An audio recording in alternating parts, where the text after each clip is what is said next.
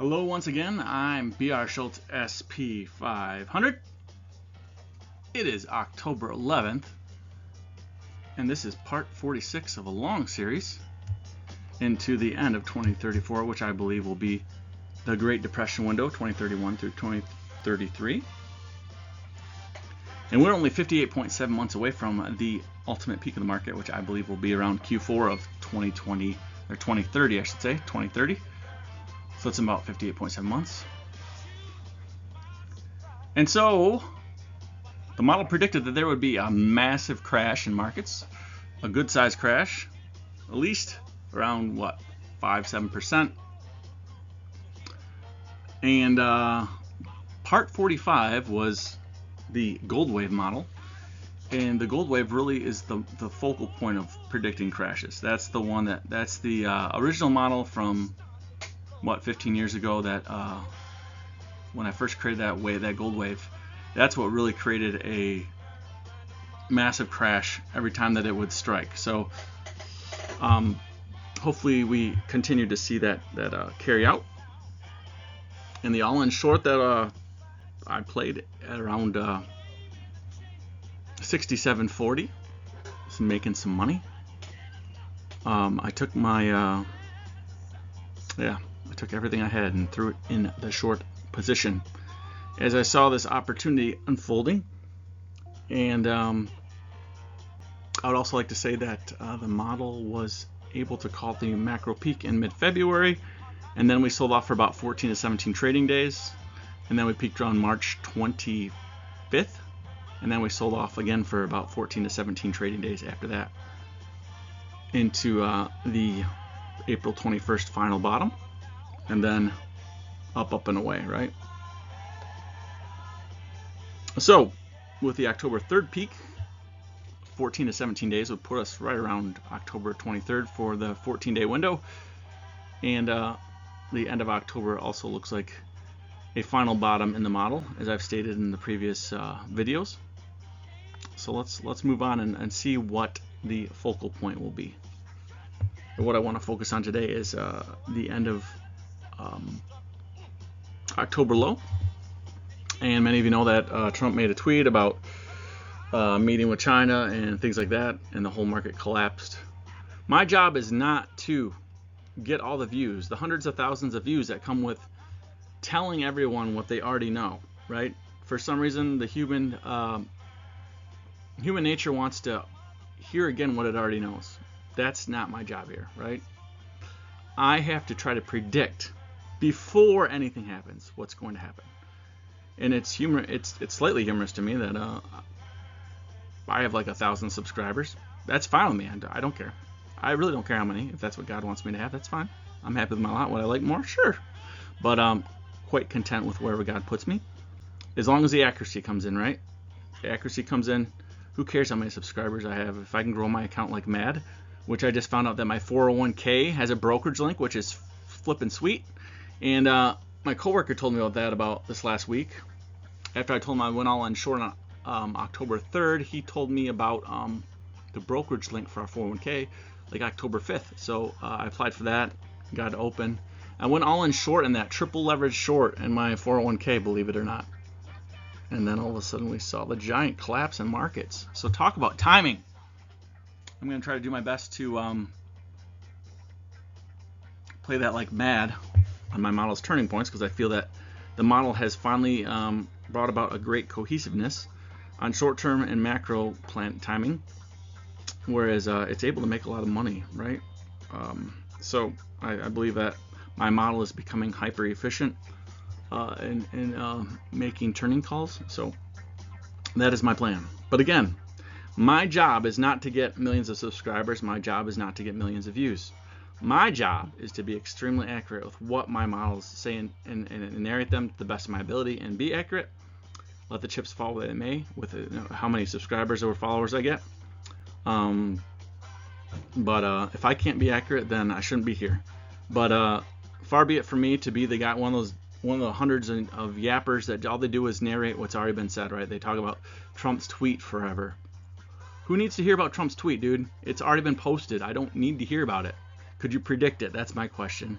The harder part is, can you predict this? And 99.99997% of the world cannot predict this.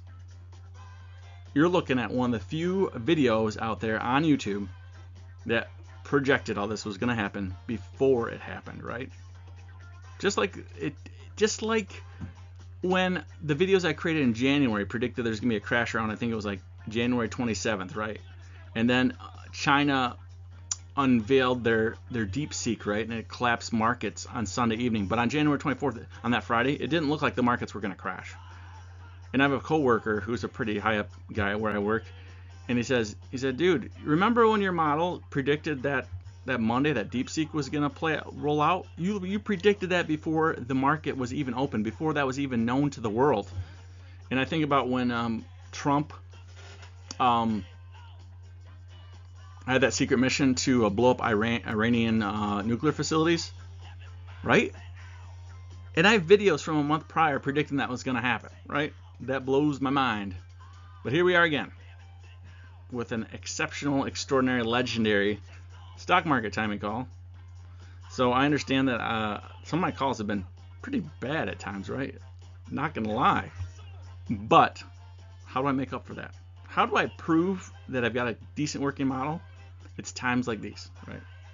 So thank you for listening to me jack my jaw for a little while. Yep. And let's move on to the model.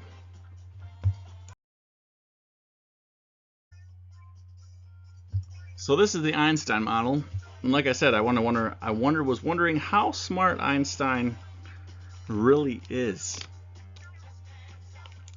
Well, it would seem that Einstein is pretty smart.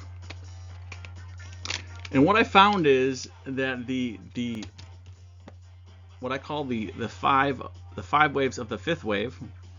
So there's 5 microwaves inside of a fifth wave sometimes. That's where you kind of get see the graph move sideways and do the little tiny swivel moves.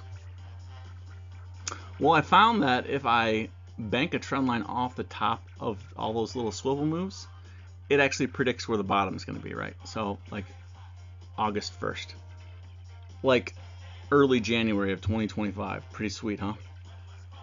But it's when you get that tabletop and then it starts doing some kind of weird swivel action, you know? So I'll let you see that there for a second. And then you can see it going out to the end of October, right? Now, how was that? So this is before the Friday evening happened, right? So you don't see the model breaking here because I didn't even put new fresh data in. I didn't put Friday's data even in this model, believe it or not. And I know that's hard for some people to believe. Like, how did your model predict that Trump was going to do what he did? How? How did it predict that DeepSeek was going to happen in late January of 2025? How did it predict there's going to be a peak in mid to late February of 2025? How is your model so flipping good at predicting peaks?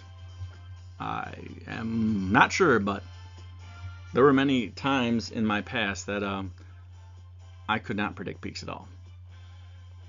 So how far I've come in my stock market timing, eh? And so we have a 1, 2, 3, 4 going out to the end of October. So that's why I believe that the final bottom will probably occur around October 30th, October 31st, maybe early morning. Those of you who follow me on tradingview.com will note that there is a possibility that we could get down to 5,700 by the end of October because of the 6-month candle. I believe that President Trump and his big beautiful bill pushed the data up so fast and so quickly that it skipped a few things it needs to check in at. One being that there's a moving average down at 5,600 that hasn't been checked into. So I've learned, instead of saying 5,600, you put a little buffer on there, and that's why I say I think we could even see 5,700. So my hope is that wave 3 on a graph, right? Wave 3 down would be where most of the drama happens, where most of the turmoil happens in markets. So obviously we're in wave 3 down right now with Friday's action. So my hope is maybe we could get down just below what I should say, I should have prefaced with my most aggressive forecast, right? My conservative estimate is like 6,300 to 6,400, right? My most aggressive forecast would be 57 to 5,900 for a final bottom. So in the case that October 23rd we are down at 5,900, I would exit my short because I believe that would be the end of wave 3 down if we get that low, right? If we just have SPX 500 USD is just red candle, daily red candle after daily red candle after daily red candle into October 23, that would be a nice long wave 3 down, right? And then I believe we would see some kind of pop up, and then we would see one last meltdown into the very end of October, which could drop us just slightly below where we finished our bottom on October 23rd, or made it a similar level. But it would be like similar like 1987. That's exactly what happened in 1987. We crashed into that October 19th time frame, Black Monday 1987, and then we popped up a little bit and then fell back down into around October 27th of 1987. So I believe that is very possible here, right? So that would explain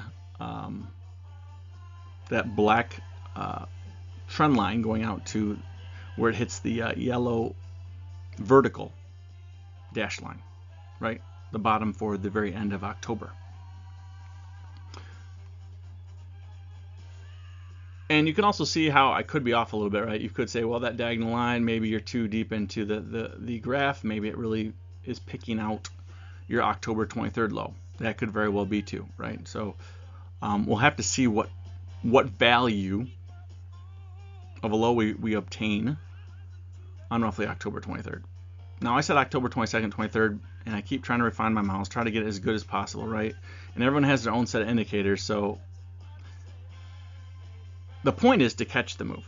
The point is not for me to tell you where the bottom of the market is. The point that's the viewer's responsibility. My job is the forecast, right? My job is to forecast when the turn is going to take place, because that's where all the money's made, right? The money is made knowing before anyone else knows. That is the key to markets, right? Being one of the first to know about something and then taking action, right? So in a perfect world, the market would just keep crashing and collapsing into October 23rd, and I would exit all my shorts, and depending on how low we are, then I would go long, but not big. I would assume that the point you want to go long in at, or I would want to go long in at, is going to be more or less the very end of October. I don't think that you'll see a pop-up in the model here, even though the two buy points are right next to each other. I think they're too close in nature. And you might also notice that I have a trend line at the very bottom of the graph. The 2 points in the center of the graph actually picked out August 1st.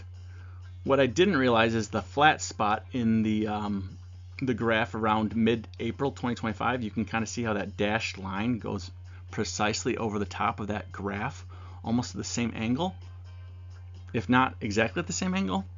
And that flat spot actually goes out and hits the bottom trend line around the end of October. And you might say, well, you're off a little bit. I think it's going to be October 23rd is where that is. Okay. Anyways, you get the picture, right? So if you were to ask me what mathematically is causing the collapse in your model for the end of October, I'm showing you 3 examples here, right? I'm showing you the blue and the yellow at the top. I'm showing you the black, and then I'm showing the yellow at the bottom, right? All to say that I think the final bottom of the markets is going to be around that October 30th, 31st timeframe. Now, this is where the donations could go crazy, right? This is where I messed up in April. If people make tons of money on this crash into October 30th, into October 23rd, they cash out on October 23rd's low. And then they play small. Actually, I shouldn't say they, right? I'm not a financial professional.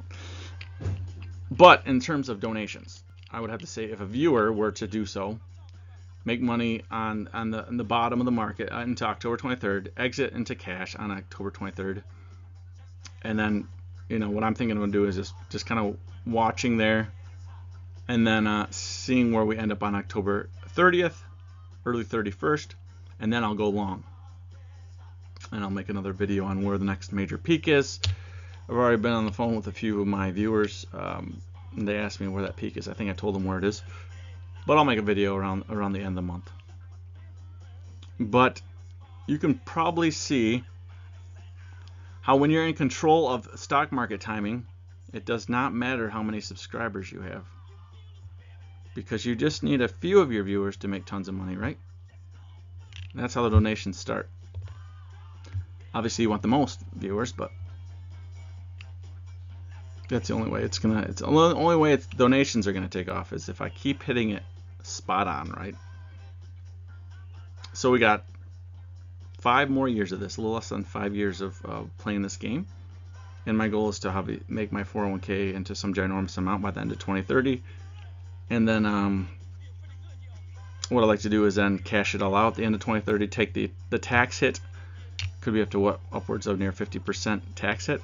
But if I were to, let's say, spiral it out of control to the upside, make tons of money, let's say you're talking about in the millions. Let's say if I were to become so crazy accurate, right, and in theory, you get your account up to what, 2 million or something, your retirement account for your 401k, and then by the end of 2030, because I think the whole world is gonna fall to pieces in 2031 through 2034. I would hope that I could sell off my entire 401k, pay 50% tax rate or whatever, with the penalties and everything, and then get to keep the other half, right? And then pay off my house and all my debt, everything. So that's my plan, with a pencil and a napkin. That's my plan for the end of 2030. And then obviously I hope that I make, hopefully my work helps others make a ton of money into 2030. But as always, I'm not a licensed professional. You need to speak with a licensed professional before making any investments, any investment decisions. Check with at least 3 financial professionals. And then check with even another one, because far be it from me that anyone is not speaking with a financial professional, as I am not licensed, again, in any way, shape, or form. I follow my models. So I've already been wrecked enough in my life by life events, so I figure I'm gonna try to steal home plate, because that's just who I am. And at this point in my life, with all things that have happened to me, and not much to hold me back from going for broke, that's what I'm gonna do. So wish me, pray for for the Lord Jesus' blessing on me on that. And yeah, in a nutshell, that's everything that's on my mind for today. Hopefully we see markets collapse into sometime into October 23rd for a final bottom. And I wish you the best. I know some of you are short with me, so congrats. I think you're in a very happy place right now, and hopefully we see that 14 to 17 day trading day sell-off. And again, that count, I believe, started on October 3rd when the model predicted the final peak was October 3rd. I believe that's your candle count. So we've got on tradingview.com again, SPX 500 USD. You start counting candles. I think we're on, what, day 7 or 8? So we have another 7 candles. Now we're 7 daily candles, 7 or 8 daily candles until we get to October 3rd's, 23rd's bottom. And that's how you do basic market timing. Go back and look at February, count the candles into the bottom, count the candles from March 25th's high into the final bottom of, I think, around April 21st or 20th or 21st, whatever. And then the market rocketed up, right? It was about 17 trading days, I think. That's how you do candle counting, right? We went up into October 3rd and we froze, went sideways. So that's the model. The market seemed to say they met their mathematical upside target, achieved. And then you saw only slight blips up. You didn't see like another whole cycle upwards, right? You saw a complete halting of the market. So it was a beautiful call by the model. Around 6,800, we hit 67.75 on the futures, which was gorgeous. I mean, how much more beautiful could I have predicted that a month prior? That was just gorgeous. So thank you for the accolades. Some of you that have said that that was a great call. I appreciate it. It was a great call. Not gonna lie on that. For trying to figure out pricing levels, that was amazing. So after we see this ginormous sell-off, then what I can do is take the daily scale again, take my pricing theorem at the end of, I think I'm going to need the bottom on October, I hope I need the bottom on October 31st to do my pricing theorem for the upside. But my hope is that we would still reach 7,300 by the Super Bowl of 2026. No matter, even if we drop sub 6,000, I think by the year end, I would hope that we could be back at 6,800 again by December 31st or something. So my hope is we come roaring back, right? That this is some kind of technical check, like I have a hunch that it is, and then we go rocketing back up to 6,800 into New Year's Day 2026, and then 7,300 would be my hope by the Super Bowl of 2026. And again, I've been calling for a peak in September 2030, I think, since 2022. And I think that'll be around 10,350. And I think there's going to be a major peak in the markets around the Super Bowl of 2028. And you could have about a 9-month drawdown into October of 2028 is my first hunch. Yeah, and I think the interest rates will be at their final low in February of 2028. And then obviously you probably already know my thoughts on the Fed. They're the ones that break markets down. They're the ones that set all these crashes up. The Fed is in place not only to be the one that creates the fire, but also put it out. So my feeling is that the Fed is the one that keeps markets juiced, and then the last minute it pulls out the plug. And I think, it depends on how much they want to orchestrate it with politicians or whoever they want to orchestrate it with. I'm not going to be so bold as to say it's always one person, right? They could be with groups of people. It could always be shadow actors, right, that they work these things out with. But my feeling is there's always a purpose with the Fed, and I think the Fed is always, 90% of the time the culprit for creating stock market crashes behind the curtains, like Wizard of Oz. I think there's always someone behind the curtains who holds the market up to the last second, and then they say, oh, you want the market to crash today? Okay, tell me what time. You think that time? Okay. Like, I think that Trump's tweet was preset with the Fed or some Department of Treasury or someone like that, right? That could cause the markets to collapse on cue. I do not think it's organic. I think that much of what is done politically is all structured with the Fed Reserve or the Treasury or something like that to collapse markets and create the theater that needs to sell the story. So I don't think it's natural that markets crash like this on an event. I think a lot of it is set up nowadays. I think AI and all the things that we have, I think they control and manipulate markets extensively. It's no longer just something happens and then it collapses. So can't prove me wrong because I've been predicting it ahead of time, right? That's right. You can't prove me wrong. Okay, well, that's it for today. 17 minutes of me blathering. Hopefully you're enjoying your weekend. I'm throwing in some extra time here for you on a Saturday. A beautiful day in Michigan. Gorgeous day. I live out in the country. I love it. Every day I wake up, it is what I call the poor man's paradise. It's peaceful, it's restful. I'm humbly thankful for everything I have. And all you hear is birds and crickets and squirrels and everything boring. So, peace. Especially in this day and age. I'm grateful to have a non-chaotic life ahead of me. So anyways, Solus Christus to all my brothers and sisters in Christ around the world. And as always, my favorite Bible verse is 1 John 4:10. Until next time, I'm BR Schultz SP500. And on this channel, historical data predicts the future. Take care.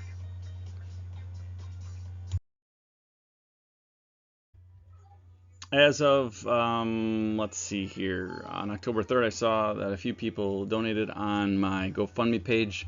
Thank you very much for that. I appreciate it. It means a lot to me. Huge target, obviously, huge goal. But you know, you gotta throw out huge goals every now and then just for fun, right? You never know. But every gift means the world to me.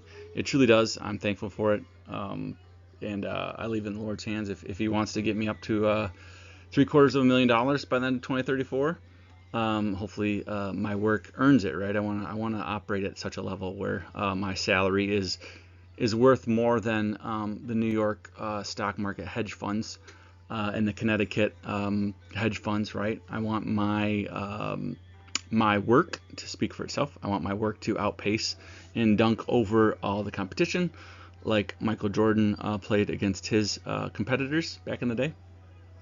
But essentially, I want that to be from my that's where I'm going to hold myself to that standard, right? So I'm really excited about this new pricing theorem that I've applied, that I've learned, that I feel like the Lord has been gracious to teach me, because I don't think that you can really understand mysteries in the stock market that are extremely accurate unless God Himself is merciful to you, and after years and years and years of prayer, shows such mercy. Like was it Daniel who could decipher dreams, or was it also Joseph? So I believe that's the only way that's going to really happen, is if God Himself has mercy on you and grants such wisdom. So that's my hope. And obviously, if it is, then maybe He'll also provide the provision with such accuracy, right? I want the accuracy to be there. I don't want it to be out of pity or anything else like that, right? I don't want the public to think, oh, people just pity him. No, I don't want that to be at all. I want it to be because my work is top level, right? Far beyond the levels of my competition in the space by highly trained professionals and those that have been educated in the field. I want my work to either be at their level or extremely superior to the work and their estimates. So thank you so much for watching me. I'm BR Schultz, SP500. Until next time, take care.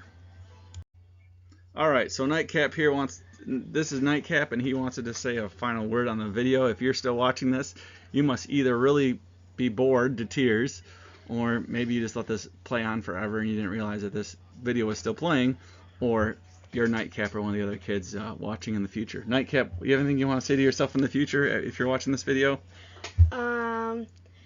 Don't screw up and make good life choices. Excellent words of wisdom for yourself. All right, buddy. Thanks for making the tail end of the video. You want to sign off for the evening? No. No? All right, buddy.